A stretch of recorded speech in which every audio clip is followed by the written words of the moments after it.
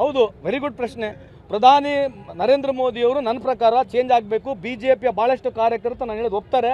ಭಾಳ ಪ್ರಮುಖರು BJPಯವರು ಯಾರು ಬುದ್ಧಿವಂತರಿದ್ದಾರೆ, ಯಾರು ಎಕನಾಮಿಸ್ಟ್ ಇದ್ದಾರೆ, ಯಾರು ದೇಶದ ಬಗ್ಗೆ ನಿಜಕ್ಕೂ ವಿಚಾರ ಮಾಡ್ತಾರೆ, ಎಕನಾಮಿಕ್ ಪಾಲಿಸಿ ಬಗ್ಗೆ ಯಾರು ಡೀಪಾಗಿ ವಿಚಾರ ಮಾಡ್ತಾರೆ, ಅವ್ರ ಮಾತನ್ನು ನಾನು ಹೇಳ್ತಾ ಇದ್ದೀನಿ.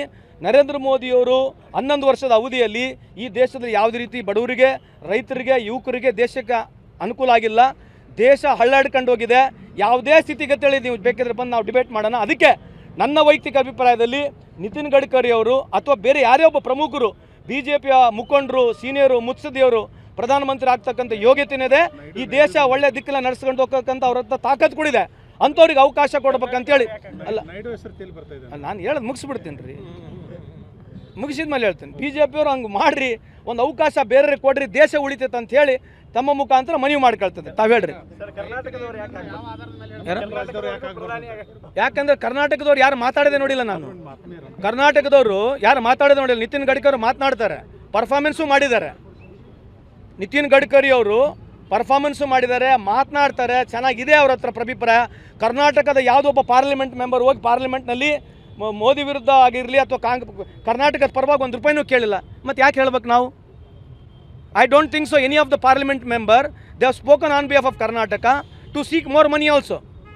ಯಾವುದೇ ಒಬ್ಬರು ಒಂದು ಲೆಟ್ರ್ ಬರೆದಿರ್ತಕ್ಕಂಥ ನೀವೆಲ್ಲ ತೋರಿಸ್ರಿ 10 ವರ್ಷದಲ್ಲಿ. ಯಾಕೆ ಪ್ರಜಾಪ್ರಭುತ್ವ ವ್ಯವಸ್ಥೆ ಇಲ್ವಾ ಇವರಿಗೆ? ಕೇಳೋಕ್ಕೂ ಅಧಿಕಾರ ಇಲ್ವಾ? ಏನಿದ್ರು ಮುಗಿಯಬೀಳೋದು ಕಾಂಗ್ರೆಸ್ ಮೇಲೆ. ಏನೇ ಇದ್ರು ನಮ್ಮ ಹತ್ರ 2 ರಾಜ್ಯಗಳು ಬಿಟ್ಟರೆ ಇನ್ನೂ ರಾಜ್ಯದಲ್ಲಿ ಇವರೇ ಇದ್ದಾರೆ. ಇವತ್ತು ಉದಾಹರಣೆಗೆ ಮಣಿಪುರ ಏನಾಯಿತು? What happen to Manipur? ಇದ್ರ ಉದಾಹರಣೆ ಯಾರು ಕೊಡಬೇಕು? ಯಾರು ಒಬ್ಬರು ಪಿಸಿಕ್ ಅಂತ ಕೇಳವಲ್ರು. ನಾವಾಗ ನಿಮಗೆ ನೆನಪಿಸ್ಬೇಕು ಮಣಿಪುರ ಬಗ್ಗೆ. ಆಮೇಲೆ ನೀವು ಕೇಳೋದು ಬರ್ಕೊಳ್ಳೋದು. ನೀವು ಯಾಕೆ ಮಣಿಪುರ ಬಗ್ಗೆ ಕೇಳಲ್ಲ ಹೋಗಿ BJPಯವರಿಗೆ? ಇದು ಕೇಳ್ರಿ, you listen to me my dear friend. ನಾಚಿಕೆ ಆಗ್ತಕ್ಕಂಥದ್ದು. ಕೇಂದ್ರದಲ್ಲಿ ಇವ್ರದೇ ಅಧಿಕಾರದಲ್ಲಿದ್ದಾರೆ, ರಾಜ್ಯದಲ್ಲಿ ಇವರೇ ಅಧಿಕಾರದಲ್ಲಿದ್ದಾರೆ. ವಾಟ್ ಮೇಡ್ ಆ CM ಯಾಕೆ ರಾಜೀನಾಮೆ ಕೊಟ್ಟರು? ಏನು ಉದ್ಧಾರ? ಏನಂತಂದರೆ ಮಣಿಪುರ್ನಲ್ಲಿ ಇರ್ತಕ್ಕಂಥ ವ್ಯವಸ್ಥೆ ಅವರೇ BJPಯ 18 MLAಗಳು ಈ ಮುಖ್ಯಮಂತ್ರಿನ ಇಳಿಸ್ತೀವಿ ಅಂತೇಳಿ ಕೊಟ್ಟ ಮೇಲೆ ಇವತ್ತು ಅಲ್ಲಿ ಪ್ರೆಸಿಡೆಂಟ್ ರೂಲ್ ತರ್ತಾ ಇದ್ದಾರೆ. ಇದು ನಾಚಿಕೆ ಅಲ್ವಾ? ಇದು ನಾಚಿಕೆ ಅದಲ್ವಾ? ಇದ್ರ ಬಗ್ಗೆ ಚರ್ಚೆನೇ ಆಗಲ್ಲ. ಏನಾಯ್ತು? ಭಾರಕ್ಕೊಂದು ಮಾಫ್ ಇದೆ. ಏನಾಗಲಿ, ಇವತ್ತು ನಾನು ಹೇಳ್ದಲ್ಲ, ಮೊದಲನೇ ಬಾರಿಗೆ ಡೆಲ್ಲಿಯಲ್ಲಿ ಹೇಳಿದೆ, ಕುಂಭಮೇಳದಲ್ಲಿ ಕೇವಲ 30 ಜನ ಮಾತ್ರ ತೀರೋಗಿಲ್ಲ, ಭಾಳ ಜನ ತೀರೋಗಿದ್ದಾರೆ, ಅಡ್ರೆಸ್ ಇಲ್ಲ.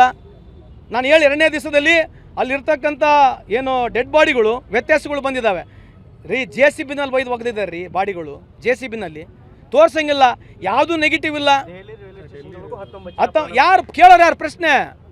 ನಾವೇ ನೆನಪು ಮಾಡ್ಬೇಕು ಪ್ರಶ್ನೆ ಅವರಿಗೆ. ಯಾವ ನ್ಯಾಷನಲ್ ಮೀಡಿಯಾ ಅಂತೂ ತೋರಿಸೋದೇ ಇಲ್ಲ. ನ್ಯಾಷನಲ್ ಮೀಡಿಯಾ ಎಲ್ಲಿದೆ? ತೋರಿಸೋದ್ರಾಗೆ ಅವ್ನು ಯಾವ ಹುಡುಗ ಏನೋ ಮಾತಾಡಿದಾನಲ್ಲ, ಡಿಜಿಟಲ್ ಮೀಡಿಯಾ ಬಗ್ಗೆ ನಾವು ಹುಡುಗ ಹೊಲಸು ಮಾತಾಡಿದಾನಲ್ಲ ಯೂಟ್ಯೂಬ್ನಲ್ಲಿ, ಯೂಟ್ಯೂಬರು ಅವನದೇ ಸುದ್ದಿ. ಯಾಕಂದರೆ ಸುದ್ದಿ ಬದಲಾಗಬೇಕಲ್ಲ, ಮತ್ತು ಹೆಂಗೆ ಮಾಡೋದು? ಅದು ಯಾರು ಹೇಳ್ತಾರೆ ರೀ? ನಾವು ಹೇಳಿದ್ರೆ ನೀವು ಮತ್ತೆ ಬೈತೀರಿ ಕಾಂಗ್ರೆಸ್ನ ಸುಳ್ಳು ಹೇಳ್ತಾರೆ ಅಂತ ಹೇಳಿ. ಈಗ ಪೊಲ್ಯೂಷನ್ ಕಂಟ್ರೋಲ್ ಬೋರ್ಡ್ ಅಲ್ಲಿರ್ತಕ್ಕಂಥ UPನಲ್ಲಿರ್ತಕ್ಕಂಥ ಪೊಲ್ಯೂಷನ್ ಕಂಟ್ರೋಲ್ ಬೋರ್ಡ್ ಹೇಳ್ತಾ ಇದೆ. UPನಲ್ಲಿರ್ತಕ್ಕಂಥ ಅದೇ ರೀ, ಯಾರು ಒಟ್ಟು ಡೆಲ್ಲಿನ ಇವ್ರದ್ದು ಅಲ್ರಿ ಇರೋದು ರೀ. ಡೆಲ್ಲಿನ ತಾನೇ ಅಲ್ಲಿ ಹೋಗೋದು, ಹೊಲಸು ಎಲ್ಲಿ ಹೋಗ್ತದೆ? ಮತ್ತೆ ನೀವು ಮಾಡ್ಬೇಕಾಗಿತ್ತು, ಯಾರು ಮಾಡಬಾರ್ದು? ಡೆಲ್ಲಿ ಅವನು ಕೇಜ್ರಿವಾಲ್ ಮಾಡಿದ್ರೆ ನೀವು ನಿಲ್ಲಿಸಿ ಮಾಡ್ಬೋದಲ್ಲ. ವಿಶ್ವಗುರು ರೀ ನೀವು. ಬೇರೆ ದೇಶಕ್ಕೆ ಸಹಾಯ ಮಾಡ್ಬೋದು, ನಮ್ಮ ದೇಶಕ್ಕೆ ಮಾಡಲ್ವೇನು? ವಿಶ್ವಗುರು ಮನಸ್ಸು ಮಾಡಿದ್ರೆ ಏನು ಬೇಕಿದಾಗ ಚುಟುಕಿ ಮೇ ಚಟಕ ಏನೇನ ಮಾಡ್ಬೋದು ವಿಶ್ವಗುರು. ಆ್ಯಕ್ಚುಲಿ ಬಡತನ ನಿರ್ಮೂಲನೆ ಆಗ್ಬಿಡ್ಬೇಕಿತ್ತು ಈ ದೇಶದಲ್ಲಿ. ಯಾಕೆ ಆಗ್ತಿಲ್ಲ ಕೇಳಬೇಕು. ಯಾಕಂದರೆ ಎಲ್ಲ ಹಂಗೆ ಇತ್ತು.